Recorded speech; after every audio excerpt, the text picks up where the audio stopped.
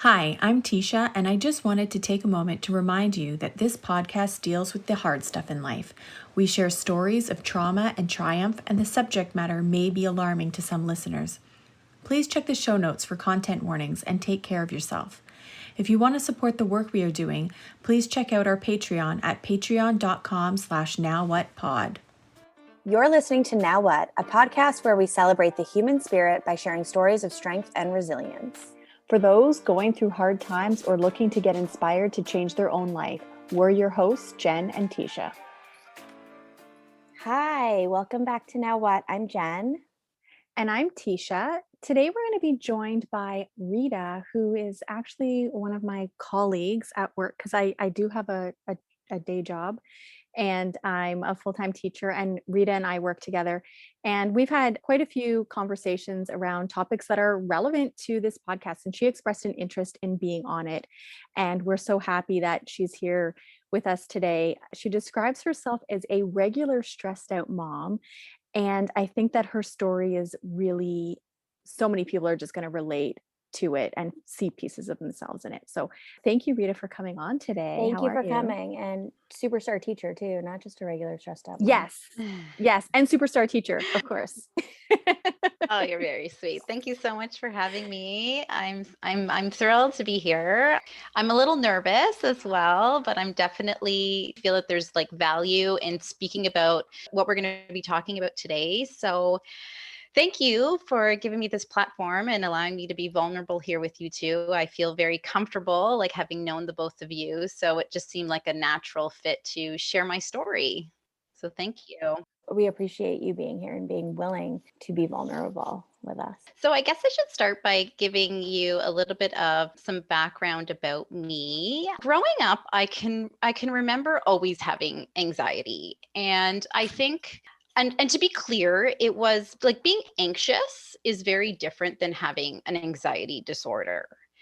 We all feel anxious from time to time. And I would say growing up, like that's definitely what I felt. I felt anxious towards certain things, but I was still very much like high functioning.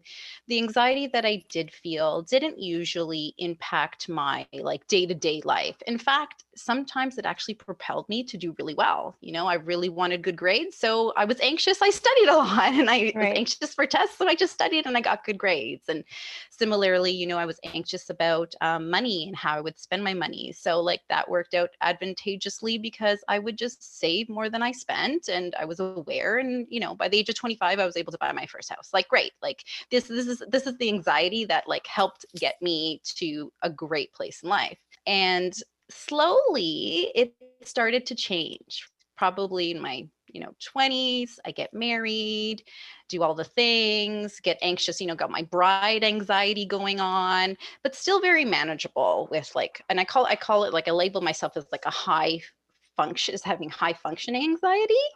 But then about 7 years ago, I had my first son, Ryan, and mom anxiety is just like, okay, like a whole new level now, right? Now I started worrying. Having a kid changes the game. It changes the game, right? So now I was still thriving and I still loved being a mom and I loved our little family of 3, but the things that would really worry me or stress me out, like the sleep schedule. Oh my gosh, like I had him sleep trained and I was afraid to leave the house. So, and what if I made noise and he woke up? And what if he didn't eat and then it impacted his sleep? Like I was just a wreck over his sleep. So, but nonetheless, we got over that. And I was still managing. I was still doing okay. So fast forward probably a year after we had my oldest son, Ryan is his name. I started noticing some hormonal changes and went to my doctor who then referred me to my OBGYN who then referred me to fertility specialists. And basically I got told that I had PCOS, which is polycystic ovarian syndrome, and secondary infertility. So, and hearing that news, I was devastated. I was just crushed. And if I had to pinpoint one moment where I really started to notice a change in my moods. I would say that was it. So then I got caught up in this rabbit hole of, Googling like PCOS and secondary infertility and like how could I change my diet to increase my likelihood of, conceiving again? Because I was told I was never going to be able to conceive unless I, had some assistance, whether it be through in vitro fertilization or some other form of like assistance. So I started going down again, like this rabbit hole of just staying awake at night, worrying about this. I have done this rabbit hole of research. Oh my goodness. The internet is a dark place. Right? Right? And it's endless. We Oh should my never gosh. Dr. Google. Right? Okay. And it's not a crystal ball. Like I don't know if you listened to my episode, but like I talked about endlessly researching, trying to find answers. I did listen and I could totally relate it. I was looking for like anything that would like increase my percentage. Like, did I need to take out gluten? Did I need to take out dairy? Like what did I need to change about my diet that would help me? So my husband and I had a lot of conversations, and he was definitely bummed, with the news, but he wasn't devastated. Like he was happy. He felt complete. We had our son Ryan, and it was the three of us, and we were like making a lot of really positive changes in our health and in our lifestyle, and everything just felt quite manageable, like leaving one kid with grandma or grandpa to take a vacation. Like we could do that. Like we had a very amount of privilege and amount of luxuries that we were doing quite well. So he was kind of like, you know what, maybe this is the right gig for us. Like maybe having one is enough. Maybe having one is good for my anxiety, right? Like maybe it was just meant to be. So after several months, I truly embraced it. I truly, after feeling like defeated, and I came to terms with it and I accepted it. We were going to be a family of 3.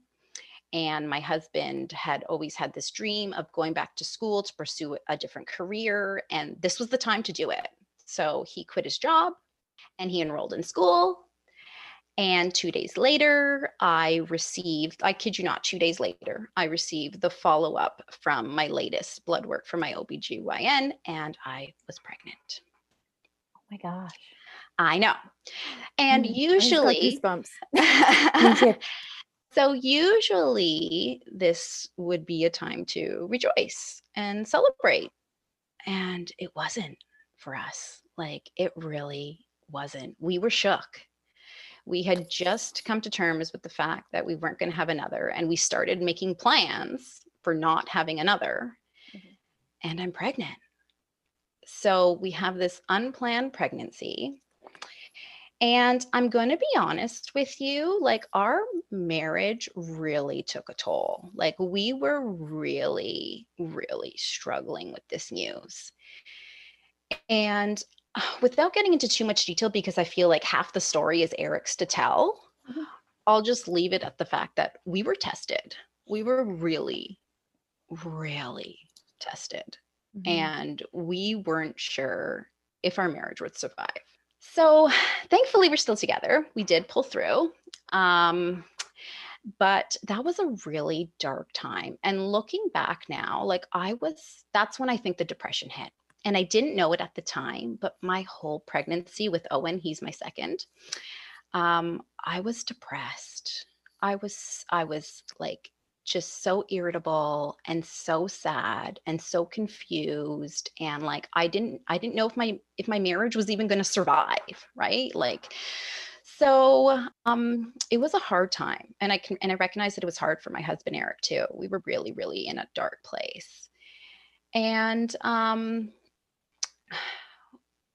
so it's okay. So we fast forward a bit. So Owen arrives and he comes, and we're starting a bit of our like healing along our marriage journey, and we're starting to, do all the things that you do as a new mom or dad. But then that sort of depression just kind of kept lingering. It was still there. Like we're talking like this is postpartum plus, like I don't know how long postpartum lasts. What, maybe the first forever. year? Well, it's forever. You're postpartum forever. You really are. yeah, you're postpartum forever. But like now I'm just like, okay, this, you can't just label this as postpartum depression. Now this is just depression, right? Like this is like, we're 2 years out now. And I didn't know it at the time. Like I really, really didn't. I just thought I was stressed. I was a stressed out mom. A year after Owen went back to work, a year after Owen was born, I went back to work teaching primary. And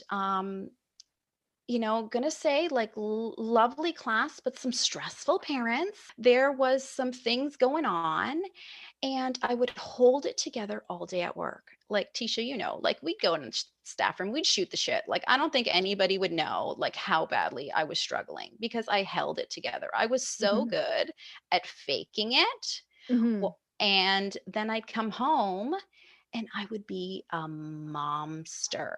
Like angry, like the sound of my children's voices, like I would feel rage. Like why, like just even hearing mommy, I would be like, what? Like, and they're looking at me like, sorry, like, I just called your name. they just, yeah, right. So, and I knew that that wasn't how I wanted to be. I just didn't really realize how bad it was, like I remember just feeling like I just kept wishing time away. I just wanted my kids to be older. I wanted them to need me less. I wanted them to depend on me less. Like I just wanted them bigger. And I know that every stage has their own problems. Like my kids are 4 and 7 now. So they're still quite little. They're still quite needy. But I've learned now how to love that, right? And how to embrace that. But, there was a time where it was really, really hard. And I remember, okay, Owen, my youngest. Shout out to all of the parents out there trying to raise a spirited child because I think that's all 3 of us. oh my God. We all have That one. is, and it's that all is the second born, by the way. right? Oh my God. It is a next level parenting challenge. Like he is more, all kids are curious. Owen is more curious. All kids are energetic. He is more energetic. All kids are inquisitive and sensitive. Like he's extra. He is extra everything. So he's loud, right? And like the sound of his like shrieking or his crying over like what I consider to be nothing, I just spiraled. Chalkboard. Oh my God, I would spiral, Jen. Like it was just, I kept crying. I don't know how to parent this kid. I don't know how to parent you. Like there were days where I didn't even like him. Okay. Like I was just like, you need to, and Eric would just swoop in. That's my husband. He would just swoop in and just be like, you go, like, you need to go, you need to take a walk because like right now, like he just needs to be held. And I was just like, not even wanting to hold him. Yep. And keep in mind this whole time, I'm really not thinking there's anything wrong with me. Like I'm thinking it's just, I'm overworked and I'm tired and I'm mad at my kids. Like it's my kids' fault. Like they need to whine less. Right. Like, I remember the moment it really hit home for me was one night after work. I came home from work and Eric and I had got dinner ready for the kids and for ourselves. And we had sat down, had dinner, and Owen would be up to his usual, like, I'm not eating shenanigans. I'd be doing my usual bribing, threatening, like promising dessert, like all of the things that I was trying to do to get him to eat. And all three of us, my husband, Eric, my older son, Ryan, and myself had finished eating. And Owen had barely touched a thing. So this is where my anxiety kicks in. I'm like, if you don't eat, you're not going to sleep through the night. And if you don't sleep through the night, then you're going to wake me up. And then if you wake me up, then I'm going to have a bad sleep. And then tomorrow's a work day. And like, I just have to function and mama needs her sleep. So all of these, I wanted to get food in his belly. So Eric's washing the dishes. Ryan happens to like grab his iPad and pulls it up to the kitchen table and he's watching a show. And Owen's running around the house. He's running around the house. What am I doing? Well, I'm running around the house behind him with a fork of green beans, trying to get him to eat a spoonful of green beans. We're fighting back and forth. We're arguing back and forth. He trips and falls. The beans go everywhere, and there's a whole mess in like the TV room. So I come into the kitchen and I look Eric straight in the eye, and I was like, I hate him, with so much certainty and so much authority in my voice, like referring to Owen. I was like, I hate him. And the worst part of that was that my oldest son, Ryan, heard me. Yeah. Right. And he heard me, and the look of shock and sadness in his face, he just heard me say, I hate his little brother. You know, like, look, there's one thing to say, you know, in a hot moment with your partner, something that, you know, I didn't mean it. Like, of course I love my kid, but like in that moment, I thought I meant it, but like I said, I hate, and it's one thing to vent to your partner, but you don't let your kids hear you, right? Like, so I just felt so low. I felt so horrible. Ryan left the table crying. I don't even know where Owen is at this point. Like, and I was crying. Eric goes to do damage control. My husband's trying to, you know, talk Ryan down from, like, you know, he was sad. He heard mommy say, like, well, he was probably thinking, what is she going to say about me? Like, what does she think about me?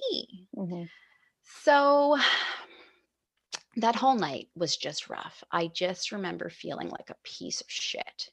We put the kids to bed, and I just looked at Eric, and I was sobbing. I was just sobbing. And I said, like, why does it have to be like this? Like, why does it have to get like this? Like, over what? Over fucking green beans? And he just looks at me and he says, Rita, like, it's not about the beans. Like, it's about the burnout. Yeah. And I was like, yeah, it's about the burnout. It's funny how triggering sleep and eating can be when you're a parent. Right? Like, they're huge things that like impact a child's mood and therefore impacts a parent's mood. But sometimes I question, not that they don't impact a child's mood, but it's the chance that they will impact their mood is what sets us off, right? Fair. Right. That's what it is. And I mean, Tisha knows Logan was a horrible sleeper. So sleep has always been like a point for me. Like, I don't mess with that one. But I learned very early on that I wasn't playing the game with food. I go, you eat it or you don't, but you get nothing else. And I leave it at that. Well, I'm there now. But I that's a process. I think it's a thing for so many moms. And like, as you're talking, I'm like, we need to do something where it's like, just like put the freaking food in front of your kids. And if they eat it, great. And if they don't, deal with it, because they won't let themselves starve. Yeah. So we're there now in the Campbell household. Yeah. It's really hard to let go of that. Like you were describing the dinners, and like everybody's done and he hasn't even touched his plate. And I cannot count how many dinners we have had in my home that are like that. And I was the kid who didn't touch anything on their plate growing up. Like that was me. So I know it from both sides. Fair. Yeah. That's really fair. It's really common, but it's very stressful as a parent because you just want your kids to eat. You want them to be healthy. Right? Like, right. You want well, them what to if sleep, they wake up hungry in the middle of the night? That I'm not feeding them in the middle of the night. Right. That was my thing. That was my work thing. in the morning, and I have to work on. Like, yeah. As teachers, you know, we have to give so much of ourselves at work as well. And you have to be on. You can't just, you know, my husband is also a teacher and some of his friends work office jobs. And he's like, you know what? Nobody really notices if they're really tired and they're sitting in their cubicle. They can just kind of slack off a little bit. But when you have 27-year-olds staring at you, you can't just like sit at your desk and like, no, they rely on you. Like you can't. You're exactly. On. Yes. You have to be on. Yes. You have to be at your best. And that means sleep. And amen. Right. and then mom's cranky when we don't sleep, and then kids are cranky, and it's just so much. So after I heard like Eric say, like, it's about the burnout, like keep in mind, he had been telling me for months I was taking too much on. He would constantly say, Rita, like, you are keeping everybody else warm by lighting yourself on fire. Like, and consequently lighting the family on fire, right? Like I was like giving so much to everybody else and then come home and they'd get the worst side of me. Empty. Right? Empty. And that in turn makes it's hard on a partner too, right? When you see somebody that you love struggle so badly and not do anything about it and you don't know how to help them. Like this wasn't just like my problem. This was a family problem. And in some ways, it still continues to be, right? Like I'm still a work in progress. I'm still going through this. I'm certainly on a better side, but I certainly still have my days and my moments where I just want to run away and crawl into a hole and like just never return, right? So that when he said that, I knew that it was time. So the next day I went to work and I had a doctor's appointment after work and I saw my family doctor and I just sort of explained to her how I was feeling and what was going on. And she gave me a medical note to take a leave of absence. So a medical leave from work. And so then that was, I remember it was Tuesday night, we had the bean incident. Wednesday after school, I'm in my doctor's office, and Thursday is the first day of my medical leave. And right away, my doctor referred me to a therapist. And I took myself to a naturopath. So I have naturopath working in like naturopath appointments alongside with my therapist appointments who, and it was great. And both of them said the same thing. Both of them said, oh, that's so great. You know, you got to leave from work.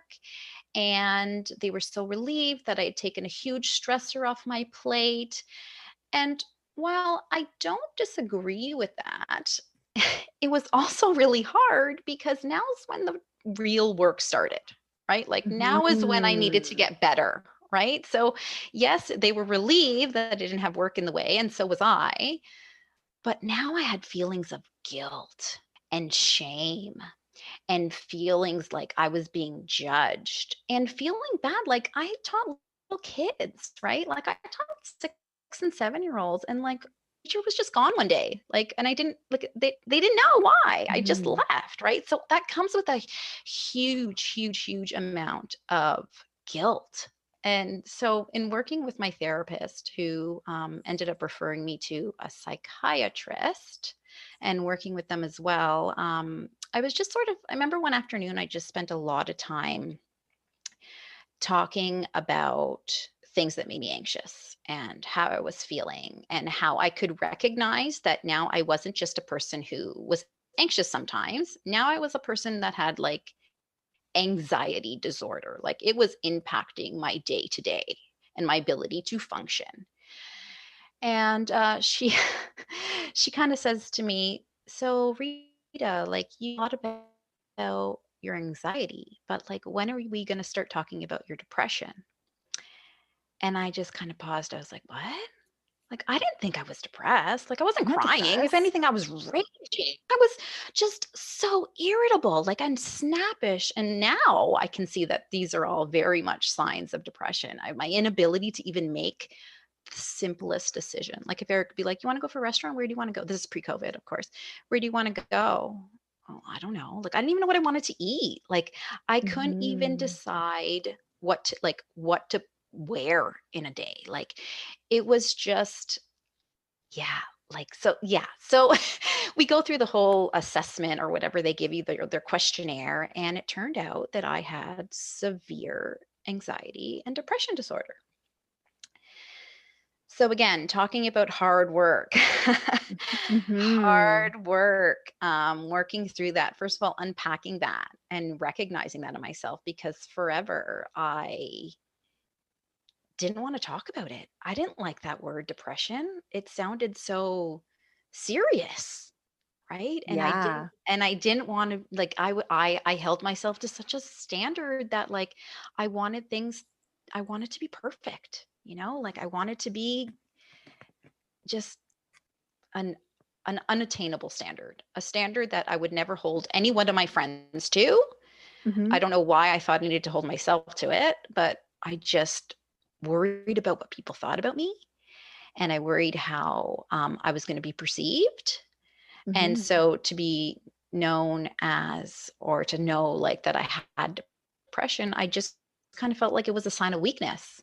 And I see now that asking for help is a sign of strength. Yeah. Right. Well, And there's still yeah, such this stigma, like you have a control over whether you have depression or not. And it's not right? something that you It's can brain Mhm. health. control. Yeah. Yeah, it's Mhm. not even mental, like it's mental, but it's more like it's a brain, like it's your brain health. Like if there was something wrong with your heart, that's your heart health, right? Like there's something wrong with your brain, that's your brain health. So I started working on something I found really, really helpful was working with my psychiatrist on cognitive behavioral therapy, also known as CBT. CBT. And Mhm. yeah, so we really worked really, really hard. And again, I was doing courses and like my homework. Like I wasn't off, just sitting on the couch. Like I was working. I was actively in Mhm. courses and working with my naturopath and journaling and walking every day, listening to podcasts, and really like taking myself through a course, right? Like I had a counselor that was working through the course with me. I had homework to do, and I really learned how to like change my thoughts. I learned that my thoughts impact my behavior and my Mhm. behavior impacts my mood. So those three, like, just they work in unison, right? Your thoughts, your behavior, and your moods. And so by learning how to focus on what I know to be true and what I can control, and worrying Mhm. less about what I can't control, really, really started the shift towards feeling better. Mhm. Yeah, and can I just say though, one thing my naturopath told me to do, she's like, you just seem really, really like you've got so much going on. You got two young kids, and at the time I was working out a lot at the gym, and you're busy with work. So can you just do something for yourself, like to chill, like try a yoga class? And Jen, we met a couple times at yoga. Yeah. Mm. But can I just say, and I'm probably standing alone here, how much I hate yoga. Okay. Okay. So like really, I faked it so much. I would leave yoga class and Eric would be like, how's your class? Be like, oh, it was great. It was great. I fucking hated it. Okay. I hate yoga. I know it's supposed to be good for you. And I know that there's so many, so many benefits, but I was so awkward. I've spent half of my head's supposed to be down. My head's like cranked to the side because I'm looking at what everybody around me is doing, because I don't know what position I'm supposed to be in. I can't hold the position for very long. Everything's uncomfortable. And it would just became something that was supposed to be calming and soothing, gave me too much time to think.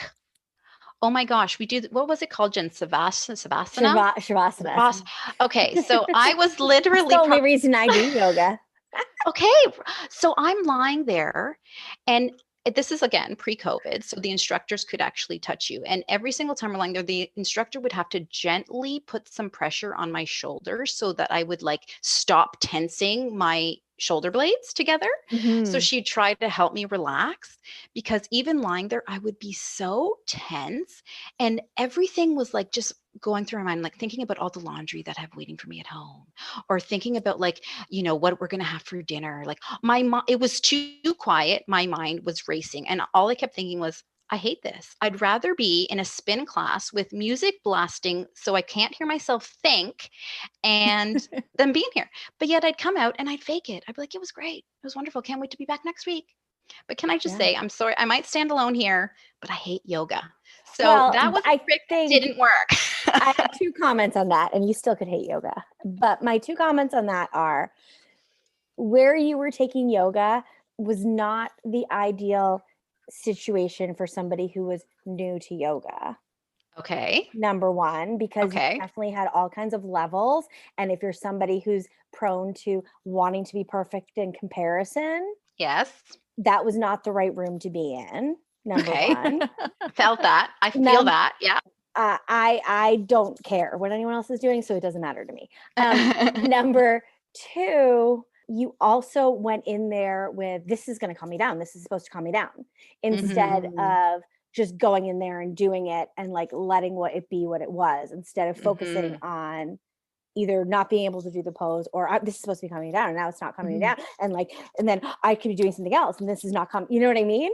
Yeah. Right. And Yeah. the same thing happens to a lot of people when they try to meditate. And, the thing about self-care, and I've had my own journey with that, is that there's so many things that people say you should do for your mental health. And we can kind of try them all, and that's fine, but not everything is for everyone. And I think when we're talking about mental health and we're talking about self-care and like finding those things that make us feel good that we do for us, it's so personal. It is. And Definitely. you just have to find the thing that works for you and that makes you feel good. And if that's not yoga, then that's not yoga for you. No, Right. it doesn't have to be yoga. Right. But And some I people do really like to maintain- journal and some people don't like to journal. I do maintain And- that might not have been the best setup for you to go into yoga. I appreciate that. I think you might be onto something there. But you could still hate it. You could totally still hate it. And I'll give it that's another totally try. okay. In the right environment, I'll give it another try. I mean, it's not for everyone at all. But yeah, it is a really personal thing. And I imagine, because you were someone that the gym was so important to, that the suggestion probably came out of the fact that you like to move and do physical things. And that is a physical movement that's not only supposed to calm you, it's also just better for like your adrenal system and the cortisol Right. and all of those kind of hormones that you're trying to like, Right. tamp down. And the same like spin again, I mean, I love a loud spin class, but if your like adrenal system is all out of whack, that's not what you should be doing. Well, exactly. And that's exactly what the therapist, I'm sorry, pardon me, the naturopath's advice, like that's where it came from, right? Like it obviously came from a place of, trying to get the adrenal systems in sync and it lined up and just something. And it was a great idea, and it just not for me. Just not for me at that time. Maybe in the future, right? Maybe I'm not ruling it out forever, but in that time, it just felt liberating to say it here that like, because I was faking it. I was pretending like I liked it, right? Because I thought I needed to. I thought like everybody wants yoga. The opposite what you should have been doing. Right? It really was. It really was. So it's a journey. It's a process for sure. Yeah. And there's people tell you that that's what you're supposed to do for your mental health. Like yoga comes up frequently in these conversations, and you will find lots of people who will attest that is like the thing that saved them. Right. But it's not the thing that saves everybody. It's not. Right. So I guess that's your decision to make, I think. If that works for you. And I'm sure there's going to be someone who's listening that's also like, I hate yoga. Solidarity. I know people that do that. Probably they better be listening. So there you have it. I was just thinking about, you talked about when you finally went on leave and then you finally get this kind of diagnosis and just struggling with that, the word. I'm just wondering, like, how did you find that you were received by the people in like your support network? Did you share that with them? Were they like? Good question. Actually, I was really private. And again, I think that stemmed from feelings of my own, not because I was worried what people were going to think. But I think it just stemmed from, I didn't want people to worry about me. And I've also was worried about being judged. Like I didn't tell my parents, right? Like if they're listening to this is going to be news for them, quite frankly, because I didn't want them to worry about me. And then there was like my husband knew, and I told a few really close friends at work, and they were my rock, like they showed up when I needed them to show up, and they never judged me when I felt judged. And most credit, and the person that's heard me talk about this the most and has supported me through this the most is my husband, Eric.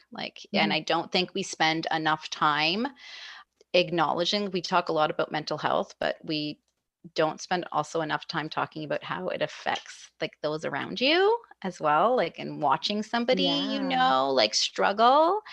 and he could lead a clinic on how to support somebody who is struggling, because he has certainly said so many and done so many things that just, he's my calm, not my chaos, if that makes sense, right? Mhm. Like he adds to my Absolutely. serenity. Mhm. So having him to lean on was huge. And there's a few colleagues from work, like I said, that really really showed up for me and made me feel just loved and not judged. And that's what I needed. I just Yeah. needed to know that it was okay. Like they gave me permission to not come to work. They had my back. Yeah. That's so huge because, when you're not at work, you can sometimes feel like, I don't know, like you're dumping your stuff on the Mm-hmm. people who are at work are now left to pick up the pieces of what you've Totally. left, right? Yeah. Yeah. Um, Yeah. and so we worry about what's going to happen with our work when we're not there. And so Mm-hmm. to know that the people you were working with were kind of supporting you and had your back was probably just a big relief, I imagine. Mm-hmm. It was a huge relief, and it still made me feel connected, right? Because work is such a huge part of my life. Like I loved my job, and having them in my corner still made me feel connected to work in a way, right? Like I could bounce ideas off them, or we chatted about it. They kept me in the loop of what was happening in the staff room chatter that I would miss, right? So Mhm. it felt less lonely. Mm-hmm. Yeah. And still kind of made you feel included. And so how long were you away from work? Okay, so I took a leave middle of January, Mm-hmm. and I really wanted to go back after March break. And I was trying, yeah, I was trying to convince myself that I was healthy enough, and again, this is where my husband comes into play and my psychiatrist comes into play and says, like, at this point, it is selfish of you to go back. Like, you are not healthy yet. But because I was still struggling with those feelings of guilt and shame, I wanted to go back. And I miss my kids, right? Like I miss my students. I wanted to end the year with them. I wanted just to pick up where we left off. Mm-hmm. But under the advice from my psychiatrist, I took off until June and had the summer and returned just this previous September. Mm-hmm. So I was off from mid-January till the end of the year, till June. Yeah. I So just remember like thinking, if you had you gone back when you had planned to, you would have gone back into the chaos of COVID Right? Yeah. while because Yeah. you were while you're still now, dealing with this, because yeah. you were planning Yeah. to come back like when Yeah. we were just finding out that we were all staying home. Yes. Yes. That's true. I was wondering, because you obviously had those 3 months kind of to yourself during the day to, I mean, I know you had Owen around, but you do have some support with him. But Hmm. then with COVID hitting, how did that impact your recovery and working through things? Because you went from being really able to like commit to these appointments and do these things and this time for yourself during the day to then the Mhm. anxiety and the fear that surrounded this time in the world and having like everybody in this house together all the time. Hmm. That was definitely a bit of a setback. Yeah. And it was the time that, and keep in mind now, because I had done so much healing, it helped me a lot, right? Because I had put in so much work the months prior, Mhm. and like actively, like weekly therapy sessions and weekly like journaling and or Mhm. daily journaling, I should say. So it definitely helped me. And someone who is anxious like the way I am, we sort of prepare for like catastrophe. Like I'm used to catastrophizing things. So like COVID, yes, it was huge, but it didn't completely shatter me. It really didn't, because I was like, well, yeah, like this is a bit like I live my life anxious. Like this is sort of, I'm used to this. Like I got this. I'm ready for this. Right? So I sort of felt like that, coupled with the work that I had done prior, Mhm. set me up for, I don't know where I would be had I not taken the leave when I did. And so I think Right. my advice is to definitely try to be like, don't put it off as long as I did. Don't Mhm, have like, be proactive instead of reactive to your mental health. mhm. And if you feel you need help, we need to get help, right? Like, but there's lots of support. And maybe the first support person you reach out to isn't your person. You might have to try out a few different people or a few different medicines or, therapies, because it's not a one size fits all. Well, It's no, and not. you talked about CBT, and I did CBT when I was dealing with postpartum depression, and I hated it. Right? So Mhm. see, Hated it. so So, and like I interviewed therapists for me, and Tisha just picked the person that was closest and was cool mhm, with that. Yeah. mhm. Like everybody has Yeah, different, exactly. and you kind of can't know though until you're in it. You have to be in it, and Yeah. yeah, exactly, and you have to be willing. Like, it's risky, right? Like, you have to be it's a relationship. Mhm. Like, right? You Yeah, have to be willing, and even it if you're is. on like even a prescription drug, right? Like, Yeah. if I went through a few antidepressants because the first one just wasn't working for me anymore, right? So you you have to play around with it, and you have to keep an open mind, I think, because in the end it's worth it, right? In the Well, end, Mhm. and recognize that there's no quick fix. Like you're it's not going to not. feel amazing after that first therapy appointment. No. No. Yeah. If anything, that's when the real hard work begins, right? Like, that's when you're Yeah. you're face to face with some, well, at least I came face to face with some things that I'd been denying for months, Yeah. And I years think even, sometimes that is the hesitation right? It for is. people to go to therapy because they're like, whoa, like I got stuff that I am not ready to deal with. Mhm. Mhm. And I don't want to see a therapist because they're going to get it out of me and they're going to make me talk about Right? it. They're going to make me confront Yeah. this stuff. They're going to make me deal with it. Well, Um, my the other, son, go ahead, Jen. Sorry. sorry, just on that point right there, my son's therapy said one of the main reasons that they typically don't take cancellations after 24 hours is because there can be that anxiety leading up to an appointment, but that means you should be Have to going. go. You have to Mhm. go. Mhm. Yeah. Yeah, that was definitely me for a long time. I would worry about my appointments every week. My Yeah. therapist would say this to me too. She's like, what would you do? I think this is a Brene Brown quote, but like, what would you do if you weren't afraid? And do that. So, like, if you're afraid, it's sort of with this podcast. I opened up this podcast by saying that I was nervous, right? Mhm. We knew Yeah. I was afraid, right? I was afraid of guilt and not guilt, pardon me. I was afraid of saying the wrong thing or not being relatable. And I did it anyway, right? Mhm. Because I wanted to. If I didn't feel fear, I would do it. So if you're afraid of something, you need to do that.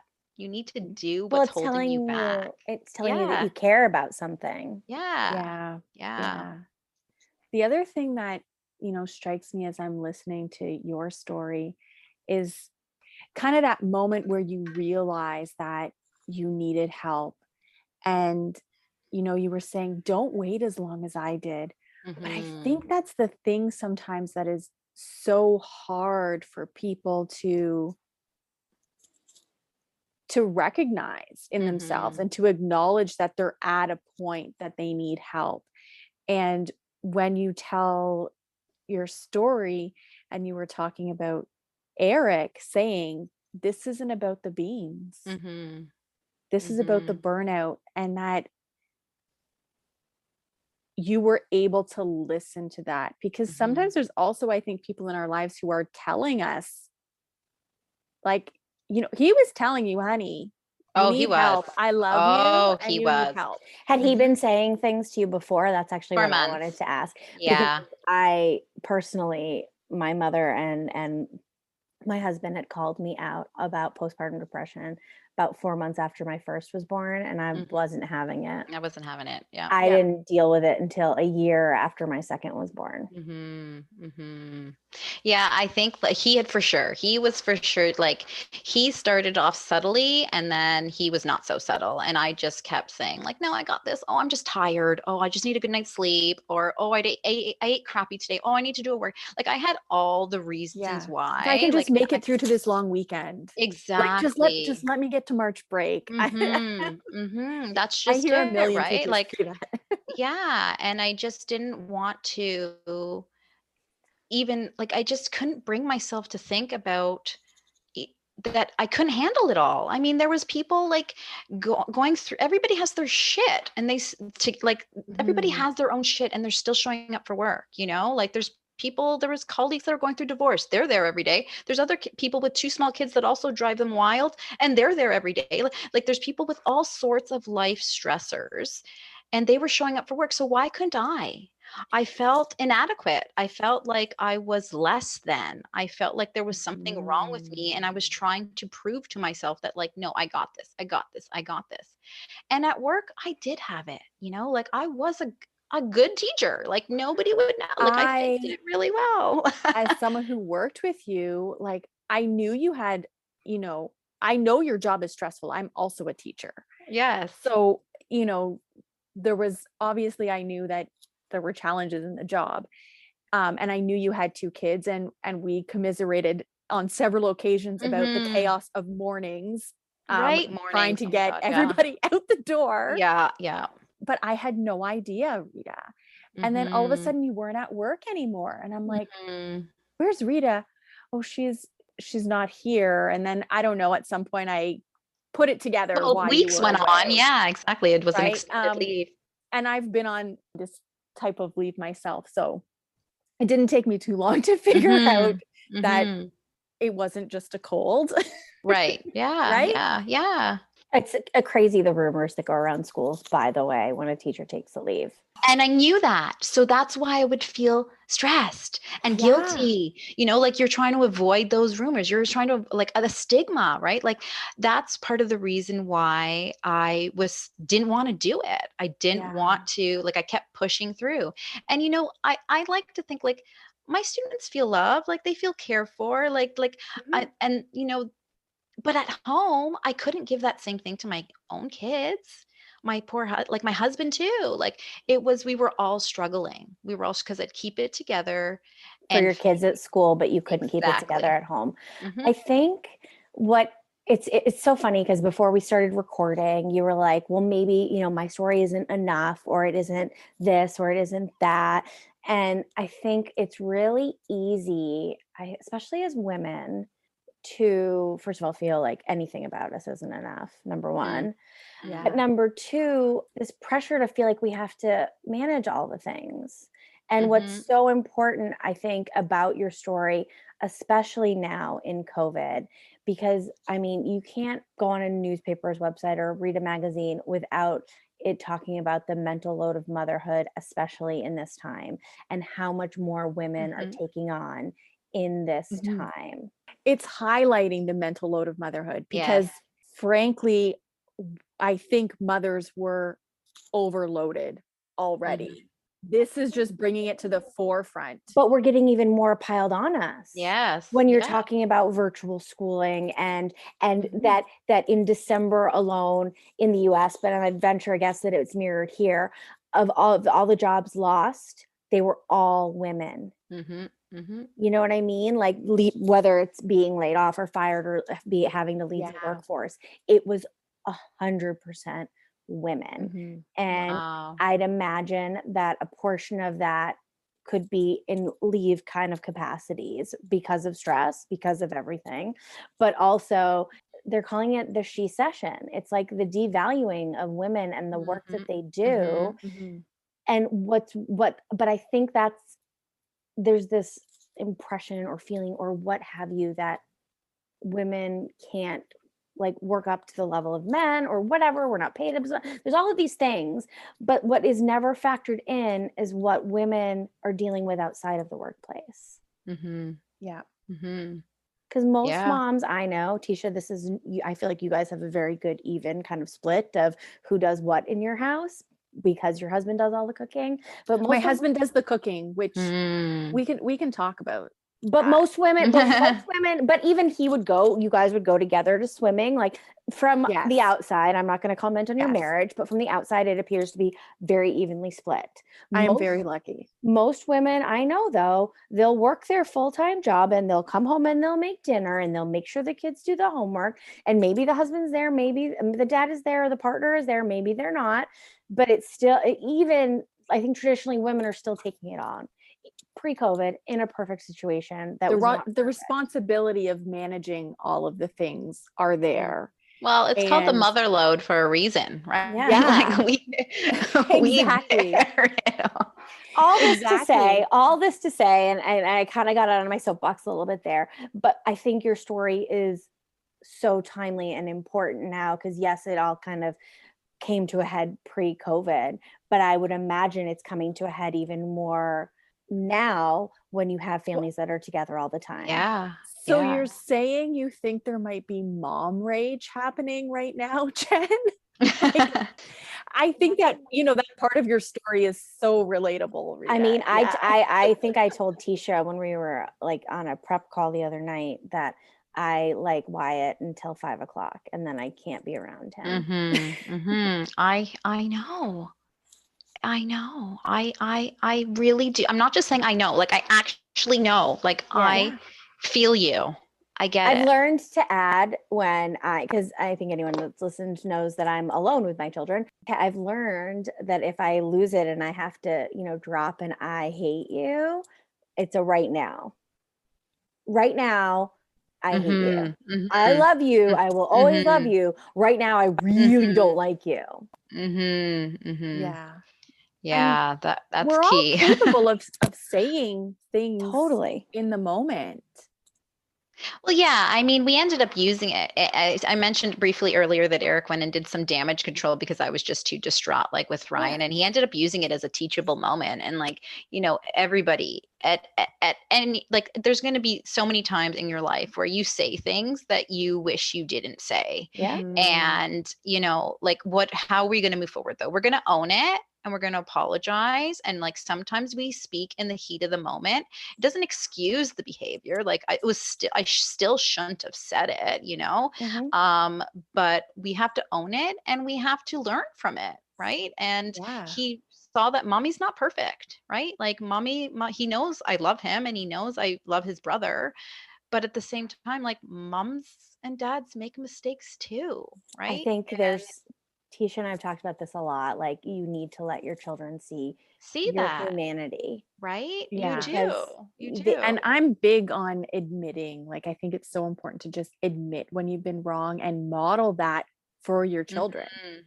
Model being able to accept responsibility for your behavior and model how to give a meaningful apology. Right? Ryan says to me now, Ryan says to me, Mommy, are your emotions taking over? And I'm like, yes, Ryan, they are. You got it. My emotions are taking over. We even, before going through what we've had to go through as a family, I would often say, I would say to Logan when he was little, I'd be like, I understand that you're upset, but was it worth letting your anger get that big? Do we need to like make ourselves be like hyperventilating and sick or whatever over, a broken Lego? Right. It's not that you can't be upset about it. That's upsetting. You can be upset about that. That's frustrating. But do you feel good or better for being this angry? That rings home, like for me too, as an adult. Right? Yeah. Like Well, like I can say to them too, I still do it, and they're old enough now, I think, to understand it differently, but it's just like the way we speak about it. I'm like, Mommy let her anger get way too big, and that wasn't fair to you guys. Yeah. So you kind of touched on, don't wait so long to ask for help or seek out help. What kind of, this might be more of a question for Eric, but I guess even as a friend or a sister, or how could you, if you kind of see somebody you love going down that kind of a path or a rabbit hole where they need help more than you, or support more than you or the people around them can give, what do you think somebody could, do? What could your sister or, some of your good friends from work maybe have said or done to help you? I'm granted you say you were really private about it, but the best advice I have to give is to tell them not to take it personally, because quite often we tend to lash out at people that are closest to us. And I'm sure that there could have been so many times where Eric or my good friends from school or from work would say, like, they could have I gave them attitude because I was upset or because I was frustrated, and they could have very easily had given it right back to me. But, then quite often they would say, hang on, I know you're upset. Kind of like what you're saying, Jen, like, don't take it personally. I know you're upset. I'm trying to help you. This is what I think you need. Mm-hmm. What do you think you need? And how can we make you feel better? So in a non-judgmental, just don't take if any aggression comes your way, don't take it personal, because it's really not a personal thing. Sometimes if we're suffering from anxiety and depression, we can have a hard time putting our anger, like targeting our anger correctly, or our sadness correctly, or our irritability in the right places, right? So it's really not personal. And that's when we need the love and the care and support and the calm the most. Mm-hmm. I love that so much because, when I was really struggling with PTSD, I was irritable, and I definitely I snapped at my husband all the time over the smallest things. And it wasn't about him. No, it really wasn't. And I think that sometimes he felt like it was. And sometimes he did take that personally, and it really wasn't. And I think that's really good advice. And I think it's good life advice, because it goes, the whole idea. And that's not to say you should let somebody completely mistreat you. No. It's those people that are closest to you, like you feel comfortable. And so like Eric's my person. So like, I'm going to get, like, if the kids piss me off, like, or he pisses me off, like, he's going to hear it. But generally, again, it's not about the beans, it's about how I'm feeling. And he just looks at me and he says, I'm trying to help you.